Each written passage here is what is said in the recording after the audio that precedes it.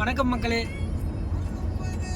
உங்களுக்கே தெரியும் இப்போ என்ன இஷ்யூ போயிட்டு இருக்குன்னு சொல்லி 2021 இருந்து எப்போ இவங்க ஆட்சி கட்டிலில் அமர்ந்தாங்களோ அப்போ இருந்து மாணவர்கள் போராட்டம், செவிலியர்கள் போராட்டம், தூய்மை பணியாளர்கள் போராட்டம், இப்போ பார்த்தீங்கன்னா பெரிய இஷ்யூவாக இந்த 2 நாளாக செவிலியர்கள் போராட்டம் போயிட்டுருக்கு. உங்களுக்கே தெரிஞ்சிருக்கும் இவங்க என்னென்ன வாக்குறுதிகளெல்லாம் கொடுத்தாங்களோ அதை ஒன்று கூட நிறைவேற்றாத நாங்கள் 90% முடிச்சிட்டோம்.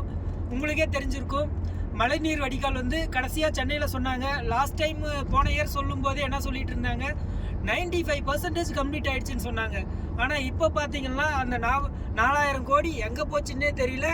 அது அவங்க வீட்டுக்கு தான் போயிருக்கும் போல். ஆனால் அதை பற்றி கேட்டால் மக்கள் மேலே அவதூறு பரப்புவாங்க. இப்போ ஒரு அம்மாவுக்கு அடுத்து ஒருத்தரை கடவுளாக மதிக்கிறவங்க டாக்டர்ஸாக தான். அதுவும் முக்கியமாக அந்த துறையில் முக்கிய பங்கு வகிக்கிறது ஒரு செவிலியர் தான். அந்த செவிலியர்களுக்கு கொடுத்த வாக்குறுதியும் நிறைவேற்றலை, அவங்கள பணி நிரந்தரமும் பண்ணலை.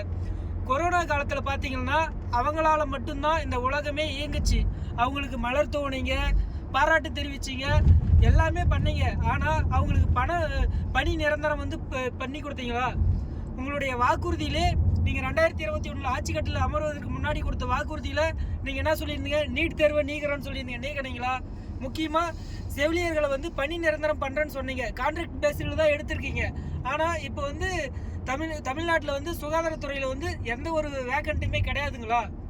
அட்லீஸ்ட் அந்த வேக்கண்ட்டாக இருக்கிற ஆளுங்களான செவிலியர்களான பணி நிரந்தரம் செய்யலாம்ல.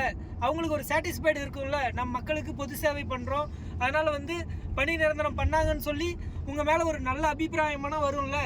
எதுவுமே செய்யாமல் மக்கள் கிட்ட எல்லாத்தையும் சுரண்டி உங்களுடைய ஒரு குடும்பத்துக்காகவே உங்களுடைய ஆட்சி பண்ணிட்டு இருக்கீங்க.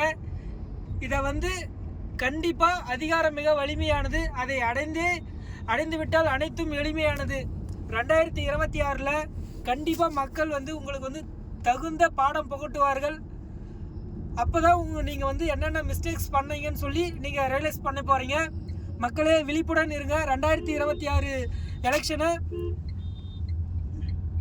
முக்கியமாக எதிர்கொள்ளும் போது இவர்களுடைய வாக்குறுதிகள், பொய்யான வாக்குறுதிகளை நம்பி ஏமாறாமல் கரெக்டான ஆளை கரெக்டான பிளேஸில் சூஸ் பண்ணுங்கள். எல்லாமே உங்களுக்கு வேண்டியது தானாக நடக்கும். Thank you friends, love you all. சிந்தித்து செயல்படுங்க. வாழ்க தமிழ், வளர்க தமிழ். நன்றி, வணக்கம்.